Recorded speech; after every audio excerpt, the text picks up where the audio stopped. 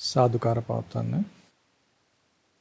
බුදුරජාණන් වහන්සේගේ ධර්මයේ ඉගෙන ගන්න අය ඒ ධර්මයේ ඉගෙන ගැනීමේ අර්ථය හොඳින්ම තේරුම් ගත යුතුයි. කුමන අර්ථයක් පිණිසද බුදුරජාණන් වහන්සේ අපට ධර්මයේ කියා දුන්නේ? ඒ ධර්මයේ අර්ථය නිවැරදිව අප ඉටු කරගත යුතුයි, අත් කරගත යුතුයි කියන අදහසෙන් ධර්මයේ ඉගෙන ගන්න ඕන. බුදුරජාණන් වහන්සේගේ ධර්මය එකම එක අරමුණක් පිණිසයි. අරමුණු ගොඩාක් බුදුරජාණන් වහන්සේ ධර්මයේ තුල පෙන්වන්නේ නැහැ. එක ඉලක්කයයි, එක කාර්යයයි, එකම ප්‍රතිලාභයයි.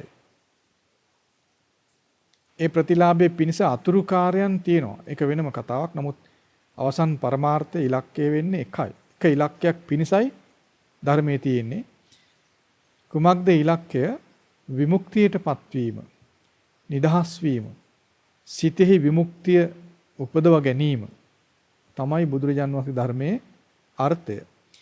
ඒ ධර්මයේ ඒ අර්ථයට ප්‍රථමයෙන් පැමිණුනේ බුදුරජාණන් වහන්සේමයි. බුදුරජාණන් වහන්සේගේ ධර්මයෙන් සිතෙහි විමුක්තිය උපදවගත් ප්‍රථම කෙනා බුදුරජාණන් වහන්සේමයි. ධර්මයෙන් උපදව ගන්නා වූ විමුක්තිය යලි පිරෙන්නේ නැහැ. ඒ විමුක්තිය සැලෙන්නේ නැහැ, කම්පණයටපත් වෙන්නේ නැහැ, සෙලවෙන්නේ නැහැ. ඒ නිසා මේ විමුක්තිය ආර්ය වූ විමුක්තිය කියලා පෙන්වන්නේ. ඒ විමුක්තිය තුල පීඩා යලි උපදින්නේ නැහැ. විමුක්තියටපත් වූ සිත තුල පීඩාවක් නැහැ. බයක් නැහැ, තති ගැනීමක් නැහැ, කම්පනයක් නැහැ. ඒතර ධර්ම මාර්ගයේ මුල සිට පරිපූර්ණත්වයට දක්වාම සිදුවෙන්නේ විමුක්තිය ඉපදී ක්‍රමක්‍රමයෙන් විමුක්තිය සම්පූර්ණ වීම තමයි සිද්ධ වෙන්නේ. ඒතර ධර්ම මාර්ගයට පැමිණීමෙන්ම යම් විමුක්තියක් තියෙනවා. සුළුපටු නෙමෙයි, පොඩි නෙමෙයි, විශාල විමුක්තියක් ධර්මයට පැමිණීමෙන්ම ලැබෙනවා. එතකොට විමුක්තියටපත් වීමෙන් බය නැති වෙනවා, තැති ගැනීම නැති වෙනවා, කම්පා වීම නැති වෙනවා, දුක් පීඩා ශෝක වැළපීම් නැති වෙනවා. ඒතර ධර්ම මාර්ගයට පැමිණීමෙන්ම දුක් පීඩා බය තැති ගැනීම ශෝක වැළපීම් වලින් විශාල ප්‍රමාණයක් නැති වෙනවා. යලි හට නොගන්න ස්වභාවයටපත් වෙනවා. ධර්ම මාර්ගයේ සම්පූර්ණ වෙන්න ඒ සිතේ විමුක්තිය සම්පූර්ණ වෙනවා. ධර්ම මාර්ගයේ සම්පූර්ණත්වයටපත් වීමෙන් විමුක්තිය සම්පූර්ණත්වයටපත් වෙනවා. යලි කිසි කලක කම්පණයටපත් වෙන්නේ නැහැ, ශෝක උපදින්නේ නැහැ, තැවීම් දැවීම් බය පීඩා කිසිවක් හටගන්නේ නැහැ. ඒ නිසා යම්තාක් ලෝකයේ දුක් තිබෙද සියලු දුක් වලින් නිදහස් වෙනවා මුළුමනින් විමුක්තියටපත් වූ සිත. බලන ධර්ම මාර්ගයට පැමිණීම කියලා කියන සද්ධානුසාරී බව. ඊළඟට ධර්ම මාර්ගයේ හොඳින්ම පිහිටීම සෝතාපන්න බව. සද්ධානුසාරී වුණු කෙනා සෝතාපන්න නොවි කලුරිය කරන්නේ නැහැයි කියලා භාග්‍යවතුන් වහන්සේ පෙන්නනවා. නේද? එතකොට සද්ධාවටපත් වීමෙන්ම බය තැති ගැනීම දුර වෙන විමුක්තියට නැමුණු සිත ඉපදෙනවා. විමුක්තිය පිණිස සිත බර වෙලා විමුක්තිය මාර්ගයට පැමිණිලා.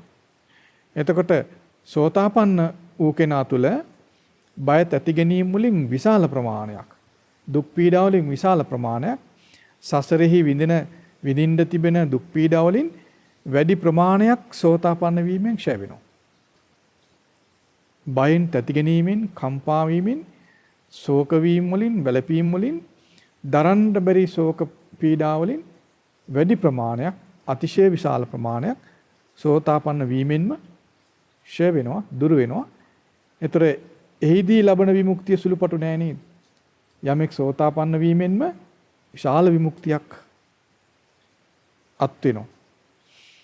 බලන්න බුදුරජාණන් වහන්සේ කොහොමද කියලා දෙන්නේ? සෝවහන් වෙච්ච කෙනා ගෙවලා ඉවර කරපු දුක අවසන් කළ දුක් ප්‍රමාණය හිමාල කන්ද වගේ විශාලයි කියනවා. ඒ සෝවහන් වුණ කෙනාට යලි ගෙවන්න තියෙන්නේ ඉතිරි වෙච්ච දුක් ප්‍රමාණය අතට ගන්න ගල් කැට 7ක් වගේ ටිකයි කියනවා. බලන්න බුදුරජාණන් වහන්සේ ගැඹුරු ධර්මය කුඩා දරුවටත් තේරෙන විදිහට කියා දෙන විදිය. බලන්න මේ විදිහට මේ ඊටා පැහැදිලිව පෙන්වන ධර්මයේ ගැන යමෙක් පහදිනවා නම් ධර්ම මාර්ගයට පැමිණීම ධර්ම මාර්ගය තුළ ස්ථාවර වීම, සම්මා දිට්ඨියටපත් වීම කියන මේ ප්‍රතිලාභයන් ගැන පවා කොතරම් සතුටටපත් වේද නිහතමානී පුද්ගලයා. නේද? ධර්මයේ දන්නවා කියලා කියන මුළුමනින්ම සතුට පිරුණු ජීවිතයක්. ධර්මයේ දන්නේ නැති කෙනාට පීඩා පිරුණු ජීවිතයක්. බණ පාඩම් තිබුණාට ඒක ධර්මයේ නොදන්නාකම. පීඩා තියෙනවා නම් ධර්මයේ නොදන්නාකමමයි. සතුටක් නැත්තම් ප්‍රබෝධයක් නැත්තම් පීඩා බහුලයි නම් බණ පාඩම් තිබුණත් එතන ධර්මයේ දන්නාකමක් නැහැ. ධර්මයේ දන්න කෙනා තුළ ප්‍රබෝධයක්, දුක් රහිත බවක්, දුක් රහිත වීම ගැන, දුක් ක්ෂය වීම ගැන, විමුක්තියටපත් වීම ගැන මේ පෙනෙන ස්වභාවයක්. ඊතරම්ම විනිවිද පේන ගතියක් ඔහුට තියෙනවා, විශ්වාසය තියෙනවා. ධර්මයේ දන්නා බව කියන්නේ නිර්භය බවක්. බය තැති ගැනීම එයින්ම බැහැර වෙනවා. ඒ නිසා බුදුරජාණන් වහන්සේගේ ධර්මයේ අර්ථය කුමක්ද කියලා හොඳින් තේරුම් ගන්න ඒ අර්ථය පිණිස ධර්මයේ ඉගෙන ගන්න. එහෙම නැත්නම් අර්ථයෙන් තොර දෙයකට ධර්ම ඉගෙන ගත්තොත් ඒක හොරකමක්, ඒක වංචාවක්, ඒක මුලා කිරීමට උත්සාහ කිරීමක්, ඒක ඊටාම භයානක දෙයක්. ඒක හරියට අර සොරුන් වස්තු මැදින් යනකොට යන්නේ තැති ගැනීමෙන් කුහකකමින් නේද? මං පහරන්නෝ වස්තුව තියෙන මිනිසුන් ළඟින් යනකොට යන්නේ කොහොමද? සොරු නෙවෙයි වගේ නේද? ඇතුළ කිලිටි. සොරු ධනේ තියෙන ගෙවල් ආසන්නෙන් යනකොට යන්නේ කොහොමද? ආන් ඒ වගේ තමයි ධර්මයේ සැබෑ අර්ථය නොදත් නමුත් පාඩම් කරගෙන විතරක් තියෙන වෙනත් දෙයක් සඳහා ධර්මයේ පාඩම් කරගත්ත අයගේ හැසිරීම. ඒක භයානකයි. දැන් පැහැදිලි නේද? වස්තුව ධනේ තියෙන තැනකින් හොරෙක් යනකොට ඔහුගේ කොහොමද සිත? ඒ වගේ තමයි සැබෑ අර්ථයෙන් තොර දෙයක් පිණිස ධර්මයේ පාඩම් කරගෙන ඉගෙනගෙන තිබීම කිලිටක්මයි. ඒ නිසා ධර්මයේ අර්ථය දැනගෙන අර්ථයේ පිණිසම ධර්මය ඉගෙන ගන්න. කුමක්ද ධර්මයේ? බුදුරජාණන් වහන්සේගේ ධර්මයේ අර්ථය, බුදුරජාණන් වහන්සේගේ ධර්මයේ ඉලක්කය සිතෙහි විමුක්තිය ඇති කර ගැනීම. යලි නොසෙල් වෙන, කිසි කලක නොසෙලෙන අකම්පිත විමුක්තිය ඇති කර ගැනීමයි බුදුරජාණන් වහන්සේගේ ධර්මයේ කාර්ය වෙන්නේ, ඉලක්කය වෙන්නේ, පරමාර්ථය වෙන්නේ.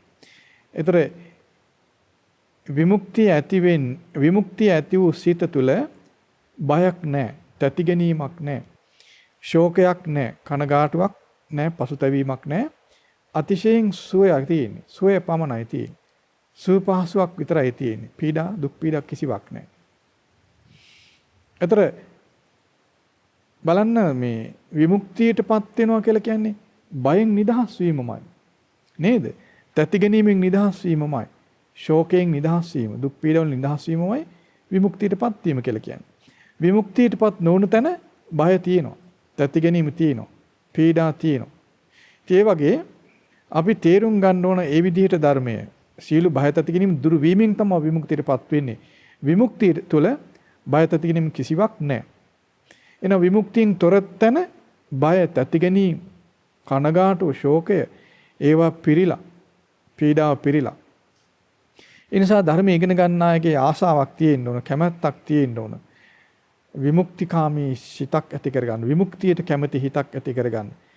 දුක් පීඩා රහිත ජීවිතයක් ඇති කරගන්න. ඉතින් බලන්න ඇත්තටම මේ ප්‍රඥාව එහෙම නැත්නම් සාමාන්‍ය කල්පනාවක් තියෙන කෙනත් ජීවිතේ වැඩි කාලයක් සුවෙන් ඉන්න නේද හිතන්නේ.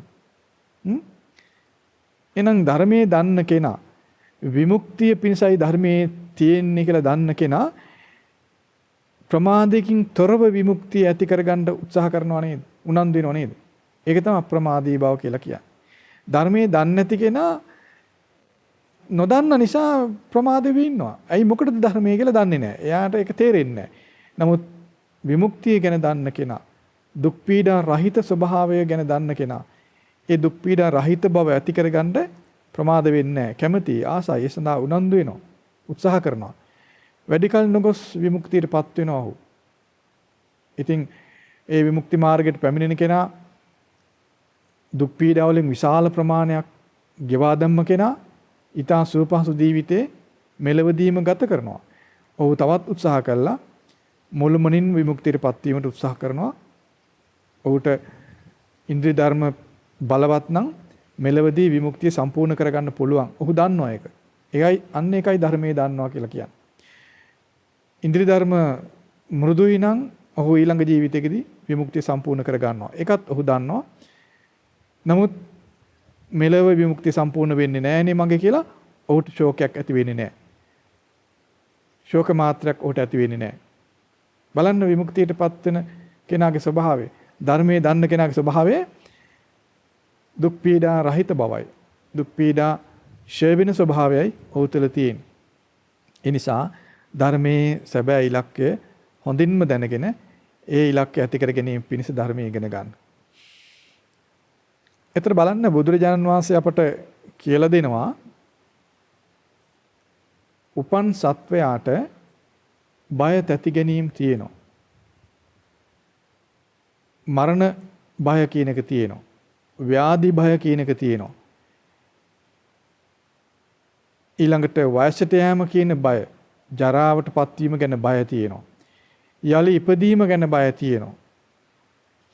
ඒතර ඒ විදිහට මේ ඉපදීම ගැන බය, වයසට යෑම ගැන බය, ලෙඩවීම ගැන බය, මරණය ගැන බය, මේ කියන ආකාරයේ බයෙන් යුක්තව වාසය කරන කෙනා කන බොන දේ නිසා, ඇඳුම පැළඳුම නිසා ලැබෙන සුව පහසුවත් ඔහුට නැහැ.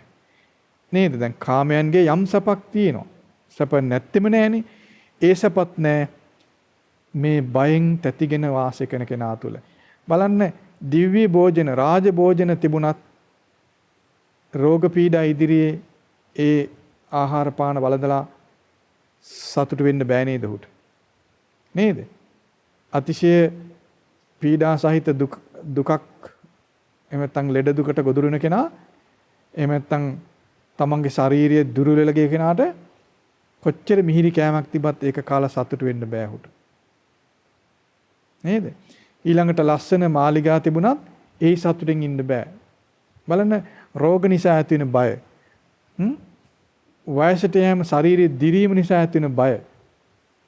මරණය නිසා ඇති වෙන බය. කම්සපවල තියෙන ස්වල්ප සප විඳින්නත් බෑ. ඒ බය නිසා.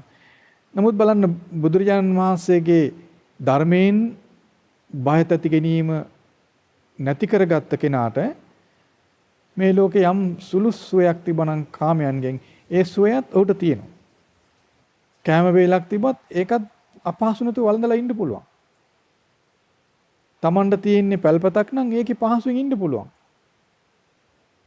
නමුත් බය තැති ගැනීම යුක්ත කෙනාට රජමාලිගාවෙත් සපක් නැහෙනි. නේද? ඒ නිසා තමයි බුදුරජාණන් වහන්සේ පෙන්වන්නේ මේ බය තැති ගැනීම තියාගන්න එපා. බය තැති ගැනීම අර්ථ රහිතයි. ඒක දුරු කරන්න ඕන. මොනවද මේ බය තැති ගැනීම? ඉපදීම කියන බය, ජරා මරණ කියන බය, ජරාවටපත් වීම කියන එක බයක්, මරණයටපත් වීම කියන එක බයක්, වයසට යෑම, ලෙඩවීම, මේවා බය ස්වභාවයන්, බය හට ගන්නා ස්වභාවයන්. ඇයි ඒවයින් බය ඇති වෙන්නේ? ජරාවටපත් වීම ගැන බයක් ඇති වෙන්නේ ඇයි? ලෙඩවීම බය උපදවන්නේ ඇයි? මරණය බය උපදවන්නේ ඇයි? ඉපදීම බය උපදවන්නේ ඇයි? ඒ බයෙන් නිදහස් වෙන්න කියලා භාගතුන් වහන්සේ පෙන්නනවා. ඇයි ඒවයි නිදහස් නොවුන කෙනාට බය තියෙනවා? ඇයි ඒවයි බයක් හටගන්නේ? ඇයි ඒවයි බයක් හටගන්නේ? මරණය බයක් බවට පත් වෙන්නේ ඇයි? ලෙඩවීම බයක් බවට පත් වෙන්නේ. වයසට යෑම බයක් බවට පත් වෙන්නේ ඇයි? බුදුරජාණන් වහන්සේටත් බුදුරජාණන් වහන්සේ ශ්‍රාවකීන්ටත් ලෙඩවීම බයක් වෙන්නේ නැහැ. මරණය බයක් නැහැ. මරණ බය ඔවුන්ට නැහැ. බුදුරජාණන් වහන්සේටත් බුදුරජාණන් වහන්සේගේ ශ්‍රාවකීන්ටත් ඒ බය නැහැ. ඒ බය ඉක්මවලා ඒ බය දුරු කරගෙනයි. ඒතර ශ්‍රාවක නොවන බුදුරජාණන් වහන්සේගේ වචනේ පිළි නොපදින අයට ශ්‍රාවක නොවන කියලා කියන්නේ. බුදුරජාණන්සේ වචනේ පිළිපදින පිළිගන ඒ වචනේ පිළිපදින අය ශ්‍රාවකයෝ. ඒතර බුදුරජාණන් වහන්සේ කියන්නේ ධර්මයේ පිළිපදලා ධර්මයේ පරිපූර්ණ කරගෙන බය තත්ත්වෙ ගෙයින් මුලින් නිදහස් වුණ කෙනා බුදුරජාණන් වහන්සේ මුලින්ම. ඒ බුදුරජාණන් වහන්සේ වචනේ පිළිපදින අය ශ්‍රාවකයෝ. ඒ පිළිපදින අය බය තත්ත්වෙ ගෙයින් දුරු කර ගන්නට සමර්ථයි.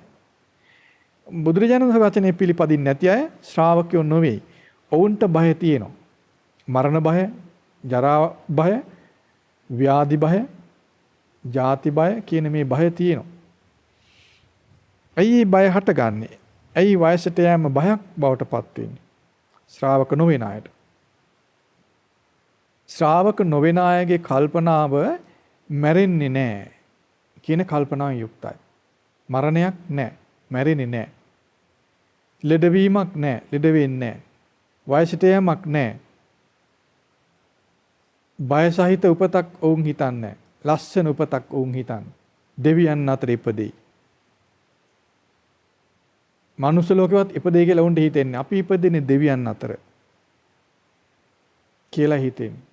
ඒතර උපතට බයක් එන්නේ නැහැ නේද? මරයි කියලා හිතෙන්නේ නැහැ. මරණයක් හිතෙන්නේ නැහැ. එක්ක උන් උපතක් නැහැ කියලා හිතනවා. ඉපදුනොත් දෙවියන් අතර කියලා හිතනවා. නේ? ඔක තමයි උපත ගැන තියෙන ධර්මයේ නොදත් අය තුල. ඉතින් උපතක් නැත්තම් බය වෙන්නෙත් නැහැ. දෙවියන් අතර ඉපදෙනවා නම් ඒත් බයක් නැහැ. ඒ නිසා උන්ට උපත ගැන බයක් උන්ට දැනෙන්නේ නැහැ. ඉපත බයක් වගේ උන්ට තේරෙන්නේ නැහැ. හිතෙන්නේ නැහැ. නමුත් උන්ට බය නැද්ද? ඈ? ලෙඩවීම උන් හිතන්නේ ලෙඩ වෙන්නේ නැහැ. උන් හිතන්නේ මරණයටපත් වෙන්නේ නැහැ. වයසට යෑමක් නැහැ කියලා තමයි හිතන්නේ. ඒතර නොමැරෙන, ලෙඩ නොවෙන, වයසට නොයන ඒ වගේ ස්වභාවයක් ගැනයි ධර්මයේ නොදත් අය හිතන්නේ. එතන මොකද වෙන්නේ? ඒ හිතුවිල්ල නිසා ආසාව ඇති වෙනවා. මැරෙන්නේ නැහැ කියලා හිතපුවාම ආසාව ඇති වෙනවා. ලෙඩ වෙන්නේ නැහැ කියලා හිතනවා ආසාව ඇති වෙනවා. දිරන්නේ නැහැ කියලා හිතෙන්නේ. ඒතර ආසාවක් ඇති වෙනවා. ඒ ආසාවත් එක්ක බැඳිලා යනවා. බැඳින්නේ මොකටද? මැරෙන්නේ නැහැ කියලා හිතපු දෙයට බැඳිනවා. ලෙඩ වෙන්නේ නැහැ කියලා හිතන දෙයට බැඳිනවා. දිරන්නේ නැහැ කියලා හිත දෙයට බැඳෙනවා. ඊටා හොඳ උපතක් කියලා හිතුවම ඒකට බැඳිලා යනවා. බැඳිලා ගියාම බන්ධනයත් එක්ක දුක් හට ගන්නවා. ඇයි? ඇයි බන්ධනයත් එක්ක දුක් හටගන්නේ? මොකද්ද හටගන්න දුක? බය ඇති වෙනවා. මරණය කියන බය ඇති වෙනවා. බැඳුනේ මොකටද? මැරෙන දෙයට බැඳෙනවා. මැරෙන දෙයට බැඳෙනකොට දුක් හට ගන්නවා. බය හට ගන්නවා. ඇයි ඒ? මැරෙන්නේ නැහැ කියලා හිතුවට ස්වභාවය මරණ ස්වභාවයෙන් යුක්තයි ඒක. ඒතර මරණ ස්වභාවය නිසා බය ඇති වෙනවා. බලන සිත තුළ තියෙන සතකපට මායාකම නොදන්නකම එහෙම නැත්නම් අනවබෝධය නිසා මුලා වුණාට සත්‍ය නිසා සත්‍යයෙන් බැහැර වෙන්න බෑ. නේ? මැරෙන්නේ නැහැ කියලා හිතපුවාම ඒ මුලාවත් එක්ක ආසයි අපිටලා බැඳිලා යනවා. නමුත් මේ මැරෙන දෙයටම තමයි රැවටිලා මුලාවෙන් බැඳිලා ගියේ. නමුත් මැරෙන ස්වභාවය නැති වෙන්නේ නැහැ. මැරෙන ස්වභාවය නිසා තැති ගන්නවා. පැහැදිලිද? ලෙඩ වෙන්නේ නැහැ කියලා හිතනවා. ලෙඩ වෙන ස්වභාවයෙන් යුක්ත දේ ගැනම ලෙඩ වෙන්නේ නැහැ කියලා හිතනවා.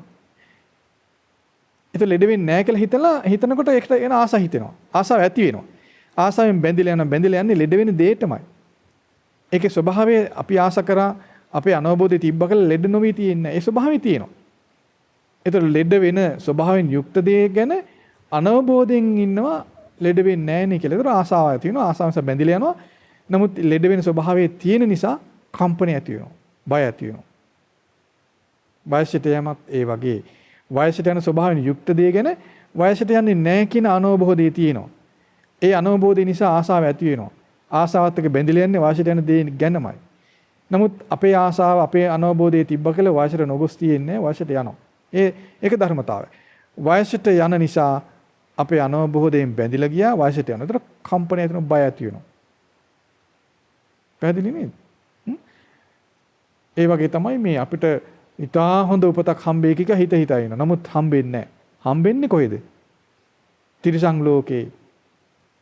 പ്രേත ලෝකේ, නිරේ ඔය උපත්. මනුස්ස ලෝකේ ඉපදුනත් මව කුසේ පීඩා සහිත උපත් තියෙන. අපි හිතන්නේ අපි එක්කෝ ඉපදෙන්නේ නැහැ. නැත්තම් ඉපදුනොත් දෙවියන් අතර කියලා තමයි හිතන්නේ. නමුත් ඒ දෙකම නෙමෙයි වෙන්නේ. පීඩා සහිත උපතක් ලැබෙනවා. ඒතර අර වගේ උපත ගැන අනවබෝධින් ඉන්න කෙනාට අනවබෝධි නිසාම බැඳිලා යනවා. ආසාව ඇතිලා බැඳිලා යනවා. නමුත් හිතුව දේ නෙවෙයි වෙන්නේ. දුක් සහිත උපතක් ලැබෙනකොට බය ඇති වෙනවා. තැති ගැනීම ඇති වෙනවා. ඒතර මොකද්ද මේ බයට තැති ගැනීමට හේතුව වෙන්නේ? ඇත්ත ඇති සැටියෙන් නොදන්නාකම නේද? මැරෙන දේ මැරෙනවා කියලා නොදන්නකම. ලෙඩ වෙන දේ ලෙඩ වෙනවා කියලා නොදන්නකම. වයසට යන දේ වයසට යනවා කියලා නොදන්නකම. නේද? ඉපදෙන එක ඉපදෙනවා කියලා දන්නේ නැහැ. ඒ නිසා ඉපදෙන්නේ නැහැ කියලා සමහර හිතනවා. ඉපදෙන්න තැන දුක් පීඩා සහිත උපතක් තියෙනවා කියලා දන්නේ නැහැ. හිතන්නේ එක්ක ස්වර්ගයේ නැත්නම් දෙවියන් අතර විතරයි තියෙන උපත කියලා හිතනවා. නේ? දෙවියන් අතරයි උපත තියෙන කියලා හිතනවා. එහෙම නැත්නම් උපතක් නැහැ කියලා හිතනවා. මේ අන්ත දෙකේ ඉන්නේ ධර්ම නොදත් මිනිසුන්. ධර්ම නොදත් අය අන්ත දෙකේ ඉන්නේ. එක්ක උපතක් නැහැ, මරණයන් මැත්තේ අපි සදාකාලිකයි. දෙවියන් අතර නැත්නම් උපතක් නැහැ. මුකුත් නැහැ. ඒ නිසා ඒ දෘෂ්ටියට බැඳිලා යනවා. ආසයි ඒ දෘෂ්ටියට බැඳිලා යනවා. නමුත් ඒ දෘෂ්ටියෙන් යුක්තයි කියලා සත්‍ය නැති වෙන්නේ නැහැ. සත්‍ය මොකද්ද? උපත සඳහා හේතු සකස් වුණොත් ඉපදෙනවා. ඒතර බය ඇති වෙනවා ඉපදීම ගැන. පැහැදිලිනේ? එහෙනම් මේ බය, ජාති බය, ඉපදීම කියන බය, වයසට යෑම කියන බය, ලෙඩවීම කියන බය, මරණය කියන බය හටගන්න මූලික හේතුව තමයි අනවබෝධය. මැරෙන දේ මැරෙනවා කියලා නොදන්නාකම. ලෙඩ වෙන දේ ලෙඩ වෙනවා කියලා නොදන්නකම. දිරන දේ දිරනවා කියලා නොදන්නකම. ඉපදෙන දේ ඉපදෙනවා කියලා නොදන්නකම තමයි බයට මූලික හේතුව. ඒ නොදන්නකම නිසා මුලාවක ඉන්නේ. මොකක්ද මුලාව? මැරෙන දේ මැරෙනවා කියලා නොදන්නකම නිසා තියෙන මුලාව මොකද්ද? මැරෙන දේ මැරෙනවා කියලා දන්නේ නැහැ. ඒ නිසා තියෙන මුලාව මොකද්ද? මැරෙන්නේ නැහැ කියලා. මැරෙන්නේ නැහැ කියලා මුලා වෙනවා. ඒ මුලාවෙන් තමයි ආසාව ඇති වෙන්නේ. මැරෙන්නේ නැහැ කියලා එයාට මුලාවේ තියෙන්නේ. මැරෙන දේ මැරෙනවා කියලා දන්නේ නැහැ. ඒතර මැරෙන්නේ නැහැ කියලා හිතනවා. නොමරීමක් ගැන හිතන්නේ. ඒතර ආසාව ඇති වෙනවා. මුලාව නිසා ආසාව ඇති වෙනවා. ඒ ආසාවෙන් බැඳිලා යනවා. නමුත් මරණ ස්වභාවය තියෙනවා. ඒ ස්වභාවය නිසා තැති ගන්නවා. ඒ නිසා තමයි බුදුරජාණන් වහන්සේ පෙන්වන්නේ මැරෙන දේ මැරෙනවා කියලා තේරුම් ගන්න. මරණයටපත් වෙන දේ මරණයටපත් වෙන දේ විදිහටම තේරුම් ගන්න කියලා. ලෙඩ වෙන ස්වභාවයෙන් යුක්ත දේ ලෙඩ වෙන ස්වභාවයෙන් යුක්තයි කියලා තේරුම් ගන්න කියලා. වයසට යන දේ වයසට යන ස්වභාවයෙන් යුක්තයි කියලාම තේරුම් ගන්නවා. ඉපදින දේ ඉපදින ස්වභාවයෙන් යුක්තයි කියලා තේරුම් ගන්නවා. ඒ තේරුම් ගැනීම අවබෝධය. දිරන දේ දිරනවා කියලා තේරුම් ගැනීම අවබෝධය. ඇත්ත ඇතිසැටියෙන් දකිනා බව, විද්‍යාව, සම්මා දිට්ඨිය, ප්‍රඥාව මේ විදිහේ වචන වලින් හඳුන්වන්නේ ඒ දැනුම. ඒතර මැරෙන දේ මැරෙනවායි කියලා දැනගත්තොත් ඔහු මුලාවෙන් යුක්ත නැහැ. නොමුලාවෙන් යුක්තයි. මොකද්ද මුලාවෙන් යුක්ත නැති ස්වභාවය? මැරෙනවායි කියලා දන්නවා. මැරෙන දේ මැරෙනවා කියලා දන්නවා. ලෙඩ වෙන දේ ලෙඩ වෙනවා කියලා දන්නවා. ඒතර මේ විදිහට ඇත්ත ඇතිසිටින් දන්නා කෙනා මේ දන්නා බව ගැන විමසා බලද්දී මේ දන්නා දේ ගැන විමසා බලද්දී ඔහුට පේනවා උපන් යමක් ඇද්ද ඒ සියල්ල දිරණ ස්වභාවයෙන් යුක්තයි. උපන් යමක් ඇද්ද ඒ සියල්ල රැඳ වෙන ස්වභාවයෙන් යුක්තයි. උපන් යමක් ඇද්ද ඒ සියල්ල මැරෙන ස්වභාවයෙන් යුක්තයි කියලා තේරෙන කලක් එනවා. එපමණකින්ම උපතට බය වෙනවා. ඉපදෙන දේ ලෙඩ වෙනවා නම්, දිරනවා නම්, මැරෙනවා නම් ඒ උපතට කවුද කැමති වෙන්නේ? බලන්න දෘෂ්ටිය නිවැරදි වෙනකොට, එහෙම නැත්නම් අපේ අවබෝධය පිරිසිදු වෙනකොට අපේ කල්පනාව ඍජු නිවැරදි කල්පනාවක් බාටපත් වෙනවා. මැරෙන දේ මැරෙන බවත්, ලෙඩ වෙන දේ ලෙඩ වෙන බවත්, දිරන දේ දිරන බවත් දන්නවා නම් එයයි නම් අපේ කල්පනාව. ඒ කල්පනාව ඔස්සේ විමසා බලනවා. විමසා බලන්න නොමැරෙන දෙයක් නැති බව, නොදිරන දෙයක් නැති බව, ලෙඩ නොවන දෙයක් නැති බව ඔහුට පේනවා. ඔහුගේ දැනීම පිරිසිදු වෙනවා. දැකීම පිරිසිදු වෙනවා. අවබෝධය පුළුල් වෙනවා. ඒතර ඔහුගේ අවබෝධය පිරුණු දෙයක් බවට පත් වෙනවා. කුමක්ද මේ පිරුණු අවබෝධය? උපන් යමෙක් ඇද්ද ඔහු දිරණ ස්වභාවයෙන් යුක්තයි. ලෙඩ වෙන ස්වභාවයෙන් යුක්තයි. මැරෙන ස්වභාවයෙන් යුක්තයි. ඒතර උපන් කෙනාට නොමැරීමක් නැහැ කියන අවබෝධය ඔහු තුළ පිරෙනවා. සම්පූර්ණත්වයටපත් වෙනවා. නුවණ තියෙන කිසි කෙනෙකුට ඔහුට කරුණ දක්වලා නෑ ඔහොම එකක් නෑ. කවුරු හරි කෙනෙක් නොමරන කෙනෙක් ඉන්නවා කියලා ඔහුට පෙන්වන්න බෑ. සක්‍රයා වේවා, මහා බ්‍රහ්මයා වේවා, දෙවියන් බඹුන් මරුන් සහිත මේ ලෝකයේ කිසියෙක් නොමරන ස්වභාවයෙන් තොරයි කියලා කරුණු පෙන්වන්න බෑ නුවණැත්තෙකුට. ඒ අවබෝධය තියෙන කෙනාට. නුවණ නැති කෙනෙක් කරුණු පෙන්නනවා. ඒක පිළිගන්නේ නෑ නේද? අවබෝධයෙන් පිරිසිදු කෙනා නේද? නුවණ නැති කෙනා පෙන්වන්න දෙන්නේ නැහැ. නුවණ නැත්තට කරුණු පෙන්වන්න බෑ. නුවණ නැති කෙනා පෙන්වනවා කියලා ඉතින් ඒක ප්‍රශ්නයක් වෙන්නේ නැහැ නේ. ගණන් ගන්න යන්නේ. දන්නවහු නුවණ නැත්තෙක් නෙමෙයි. අන්ධ බාලයි. ප්‍රඥාව නැහැ කියලා දන්නවා. එහෙම කෙනා කියන්නේ කොහොමවත් ගණන් ගන්න නැහැ. නුවණ තියෙන කෙනා කරුණු පෙන්වන්නට එන්නේ නැහැ යාට. මොකද අවබෝධයෙන් යුක්තයි. දැනුමින් යුක්තයි. ඔහු සොලවන්න බෑ. බලන්න අවබෝධය කොයි වගේ දෙයක්ද කියලා. නේද? එතකොට ඒ විදිහට අවබෝධයෙන් යුක්ත කෙනා තුළ කුමක්ද අවබෝධය? උපන් සියලු දෙනා ලෙඩ වෙන ස්වභාවයෙන්, මරණ ස්වභාවයෙන්, වයසට යන ස්වභාවයෙන් යුක්තයි කියලා දන්න කෙනා ඒ දන්නා දේ ගැන සිතනවා. ඒ දන්නා පිළිවෙලට හිතනවා. ඒක Tamanගේ ජීවිතයට ගලපනවා. ඒතර ඔහුගේ කල්පනාව ඒ දන්න අවබෝධයට සමගාමී. අවබෝධයෙන් යුක්ත කල්පනාව. සම්මා දිට්ඨියෙන් යුක්ත කල්පනාව. යෝනිසෝ මනසිකාරයෙන් යුක්තයි. ඒ කල්පනාවෙන් යුක්ත ඉන්නකොට ආසාව ඉපදෙනවද දුරු වෙනවද? ආසාව දුරු වෙනවා. බලන්න මේ ධර්මයේ කොයිතරම් කරුණු සහිතයිද? මද නුවණක් තියෙන කෙනෙකුට මේක පිළිගන්න පුළුවන් නේ. තේරෙනවා. එච්චර තේරෙන එකක් නෙවෙයි. මේ ධර්මයේ තරම්ම පිරිසිදුයි. උඩට ඉස්මතු කරලා පෙන්නනකොට පේනවනේ ඇහැ තියෙන කෙනාටනේ. එයාට ඉසිසි බලන්න ඕනේ නැහැ නේද? මොකද මේ ධර්මයේ ගැන ඉසිසි බලන්න ඕනේ නැහැ. භාග්‍යතුන් වහන්සේ උඩට උස්සලා පෙන්නනවා මේක. නේ? ඔබ බලන්න ඕනෙත් නැහැ. ඉස්මතු කරලා පෙන්නනවා. අපට හැරි හැරි බලන්න ඕනේ නැහැ. යටට හරවපයක් උඩට අරන් පෙන්නනවා. අනිත් යටට හැරිච්චක් උඩට හරවලා පෙන්නනවා. එතකොට මේක අපි ඔබ බලන්න ඕනෙත් නැහැ. එමකුත් නැහැ. ඇසීම් මාත්‍රය ඇති. ධර්ම ශ්‍රවණය ඇති. දැන ගැනීම පිණිස. ධර්ම ශ්‍රවණය තුලින් දැනගන්නා කෙනා ඉන්පසු ඒ ධර්මයට අනුව හිතනවා. ඒකට යෝනිසමනසිකාරය කියලා කියනවා. බුදුරජාණන් වහන්සේ පෙන්වු විදිහට හිතනවා. ඒක යෝනිසමනසිකාරය. ඒ කියන්නේ තමාගේ ජීවිතය ගැන විමසා බලනවා. ධර්ම ශ්‍රවණය හොඳින් කරන කෙනා දන්නවා මේ ධර්මය කියන්නේ මා ගැනයි. ඒතර විමසන්න ඉතින් Taman ගැන. ඒ දේශනාවේ නැත්තම් ධර්මයේ පෙන්වන විදිහට තමා ගැන විමසා බලනවා. ඒක යෝනිසමනසිකාරය. ඒින්ම භාගතුන් වහන්සේ කියන ශ්‍රද්ධාව බලවත් වෙනවා. සිහිය ඉපදෙනවා. ඒ සිහිය ඉපදීමත් සමග සිතට ආරක්ෂාවක් තියෙනවා. කෙලෙස් වලින් කිලිටි වෙන්නේ නැහැ සිත රැකෙනවා. ඒ කියන්නේ බාහිරින් යලි කිලිටි වෙන දෙයක් ඇතුළට වෙන්නේ නැහැ වලකිනවා. ඊළඟට අභ්‍යන්තර වශයෙන් හටගන්න එක බලවත් වෙන්නේ නැහැ පාලනය වෙනවා.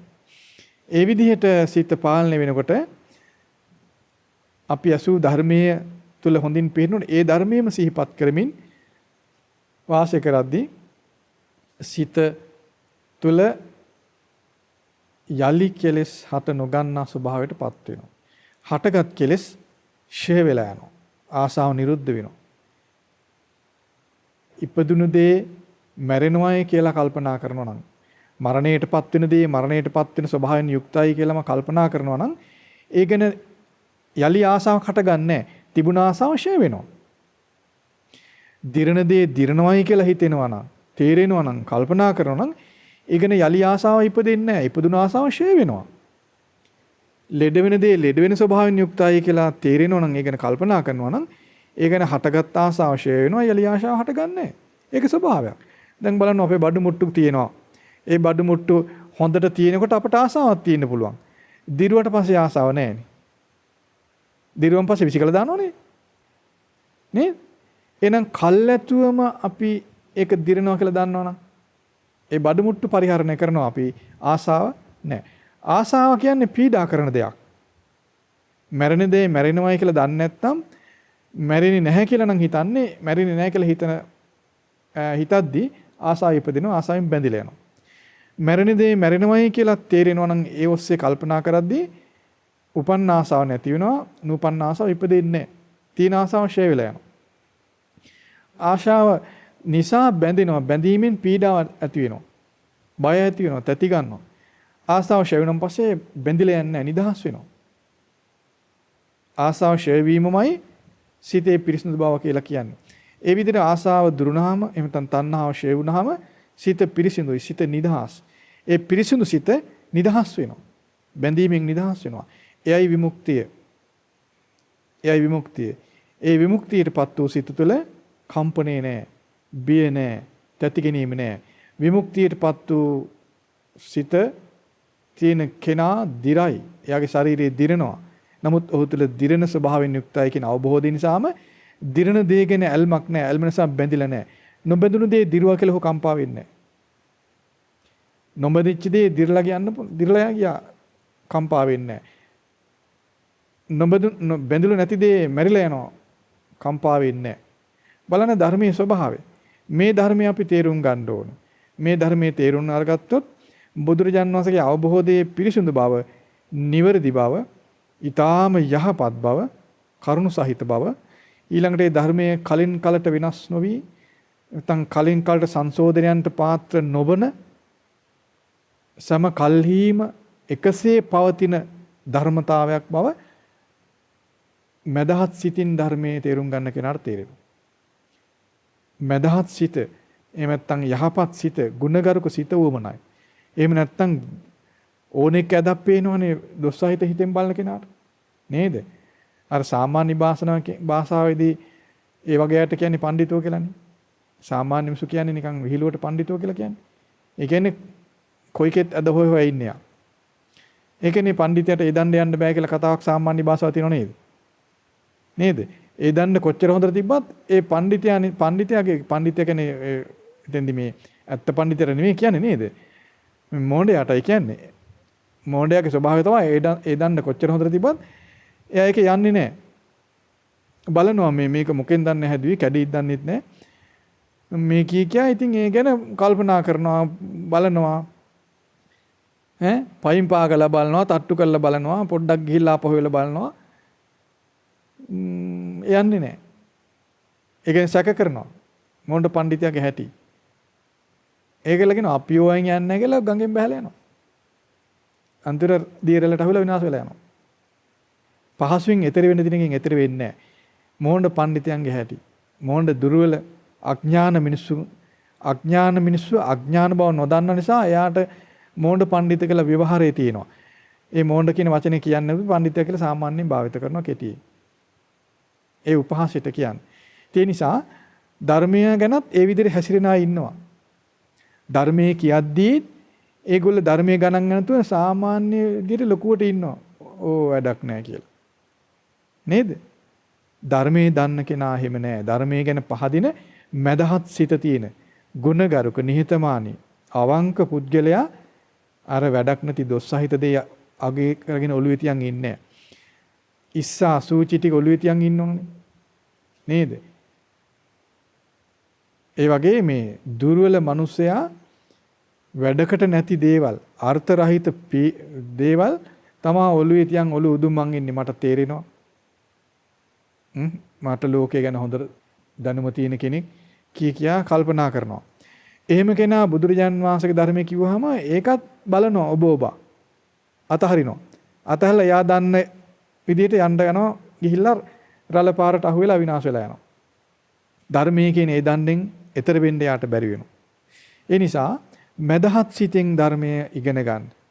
ගුණගරුක සිතෙන් ධර්මයේ ඉගෙන ගන්න. හොඳ සිතෙන් ධර්මයේ ඉගෙන ගන්න. අවංක සිතෙන් ධර්මයේ ඉගෙන ගන්න. ඒ අවංක සිත ධර්මයේ පරමාර්ථය පිණිස පමණක් ඉගෙන ගන්න. ධර්මයේ සැබෑ කාර්ය, ඒකායන කාර්ය පිණිස පමණක් ධර්මයේ ඉගෙන ගන්න. ධර්මයේ සැබෑ ඒකායන කාර්යය තමයි විමුක්තිය ඇති කර ගැනීම. සිතෙහි විමුක්තිය ඇති කර ගැනීමයි ධර්මයේ කාර්යය. වෙන දෙයක් නෙමෙයි.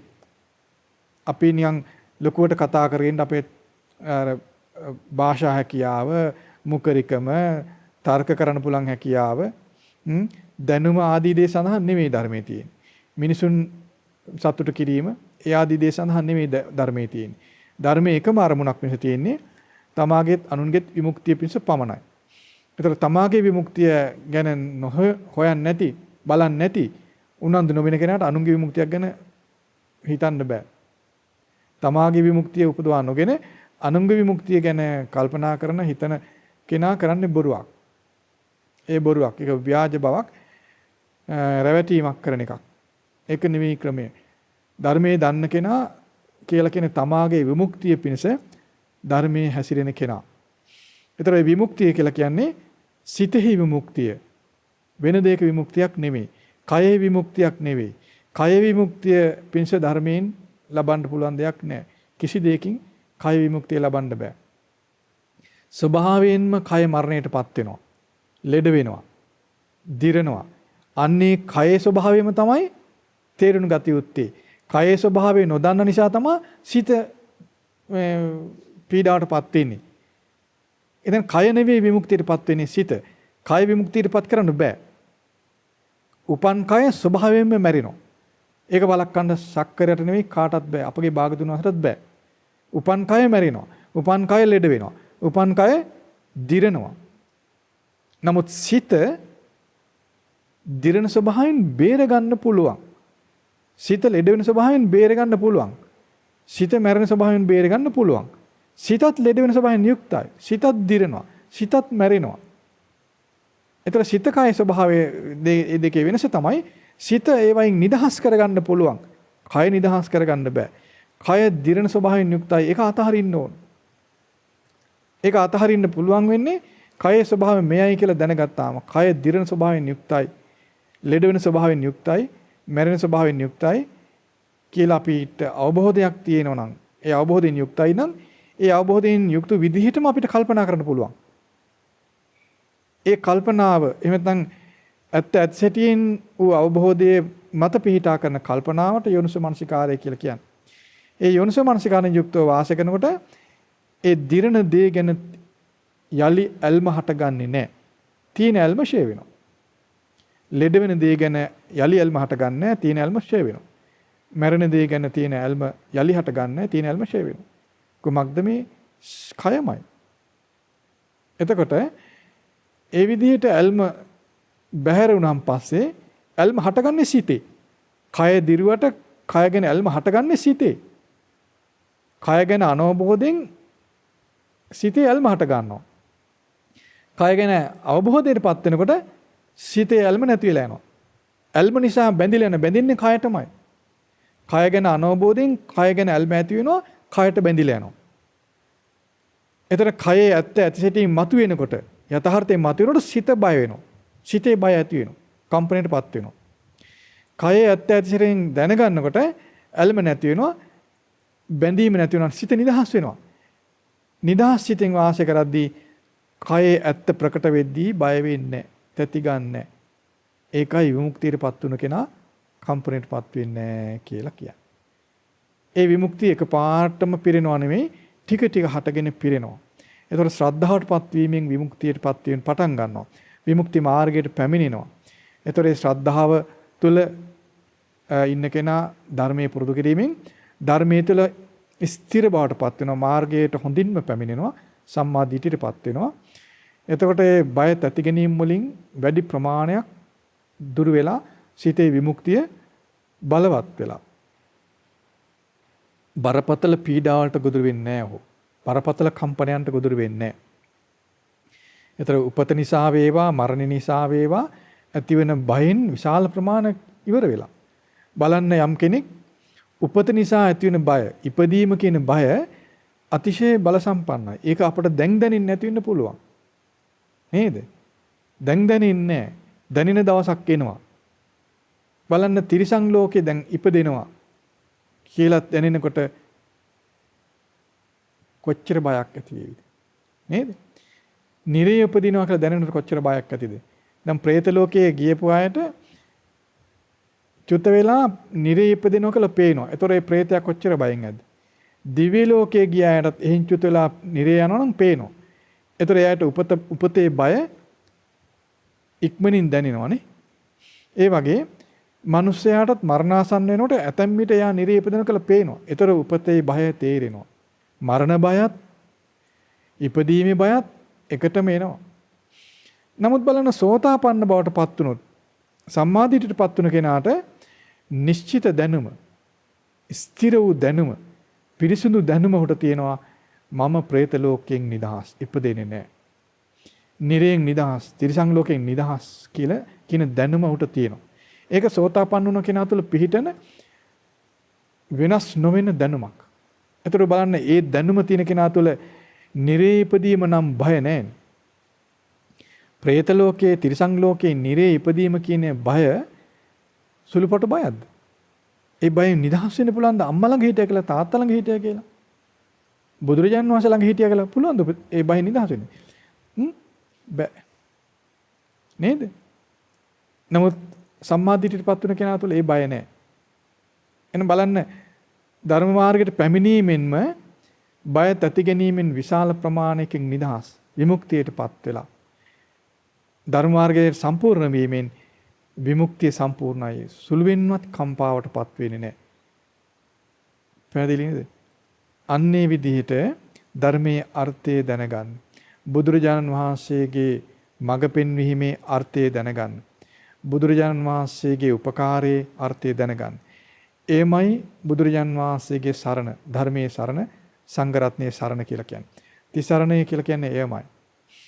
එහෙම නැතුව වෙනත් දෙයක් පිණිස නොවේ තිසරණය, වෙනක් දෙයක් පිණිස නෙවෙයි බුදුරජාණන් වහන්සේගේ උපකාර මේ ලෝකෙට ලැබිලා තියෙන්නේ. ඒ නිසා විමුක්තිය පිණිස වන ධර්මය ගැන ඊටා පැහැදීමෙන්, ඊටා ගෞරව ආදරෙන් ධර්මය ඉගෙන ගන්න, විමුක්තිය පිණිස ධර්මය ඉගෙන ගන්න. විමුක්තියටපත් වෙන්න නම් මැරෙන දේ මැරෙන බවත්, ලෙඩ වෙන දේ ලෙඩ වෙන බවත්, දිරණ දේ දිරණ බවත් මේ විදිහට භාගතුන් වහන්සේ පෙන්වන දේ ගැන අපට දැනුමක්, තේරුම් ගැනීමක් තිබිය යුතුයි. ඒ විදිහේ තේරුම් ගන්නකොට මරණ බය, ව්‍යාධි බය ආදී යම් තාක් බය තැති ගැනීම තියෙයිද ඒ සියල්ලෙන් නිදහස් වෙන්න පුළුවන්. ඉතින් ධර්මයේ හොඳින් දන්න කෙනාට බයෙන් නිදහස් වීමට ප්‍රමාදයක් හිතේ උපදින්නේ නැහැ. ඊටාම සුව පහසුව නිශ්චිත වශයෙන් පිළිගන්න කෙනා ඉක්මනින් එතෙන් යන්න කැමතියි. ඒක ස්වභාවයක්. ඔහුට වේවල් පාර ඕනේ නැහැ. ඔහුට මේ කසපාර ගහන්න ඕනේ නැහැ. බුදුරජාණන් වහන්සේගේ ධර්මයේ පිළිගැනීමෙන්ම ජවයේ ඉපදෙන කසපහරක් ඔහුට වදිනවා. ධර්ම ශ්‍රවණය කියන්නේ දක්ෂ අශ්වයාට කසපහරක් වගේ එකක්. ධර්ම ශ්‍රවණය කියලා කියන්නේ දක්ෂ අශ්වයාට වේවල එහෙම නැත්නම් කෙවිත උස්සන්නා වගේ. ධර්ම ශ්‍රවණයෙන්මයි අපට ජවයේ බලය ඉපදෙන්නේ. ඒතර ධර්ම ශ්‍රවණයේ වැරදි දෙයක් පිණිස කළොත් ජවයේ ඉපදෙන්නේ නැහැ. ධර්ම ශ්‍රවණයේ සැබෑ අරමුණින් නිවැරදි අරමුණ පිණිස ධර්ම ශ්‍රවණය කළ යුතුයි. බුදුරජාන් වහන්සේ ගැන පැහැදීම තියෙන කෙනාට වැරදි අරමුණකට ධර්මය ඉගෙන ගන්න හිතෙන්නේ නැහැ. එහෙම වෙන්නේ නැහැ. වැරදි අරමුණක් පිණිස ධර්මය ඉගෙන ගන්නේ භාගතුන් වහන්සේ ගැන පැහැදීමක් නැති කෙනා. ඔව් නිකන් පාඩම් කරගෙන ලාභ සත්කාර පිණිස ධර්මය භාවිත කරනවා. භවභෝග සම්පත් ඉපීම පිණිස ධර්මයේ පරිහරණය කරනවා. ඔහුට ජරා මරණ වලින් නිදහස් වෙන්න, භයෙන් නිදහස් වෙන්න පුළුවන් කමක් නැහැ. විමුක්තියටපත් වෙන්න පුළුවන් කමක් නැහැ. ඔහු යලි යලිත් තිබුණට වඩා අතිශය භයානක බිය තැති ගැනීම සහිත ලෝකයට ඔහු යනවා. ඒ නිසා බුදුරජාණන් වහන්සේ පහළ වීමෙන් අපට ලැබෙන මේ උතුම් දේ විමුක්තියටපත් වෙන්න පෙන්වූ මාර්ගය ගැන සතුටුසිත ඇති කරගෙන විමුක්තිය පිණිස වන ධර්මය විමුක්තිය පිණිසම ඉගෙන ගන්න උත්සාහ කරන්න. අපි සෙත් පතනවා සියලු දෙනාටම ඒ භාගතුන් වහන්සේගේ මහා නුවණ, ඒ භාගතුන් වහන්සේගේ මහා කරුණාව තේරුම් අරගෙන විමුක්තිය පිණිස කියා දුන් ධර්මය විමුක්තිය පිණිසම ඉගෙන ගැනීම පිණිස සියලු දෙනාට ගුණගරුක සිත් පිහිටාවා.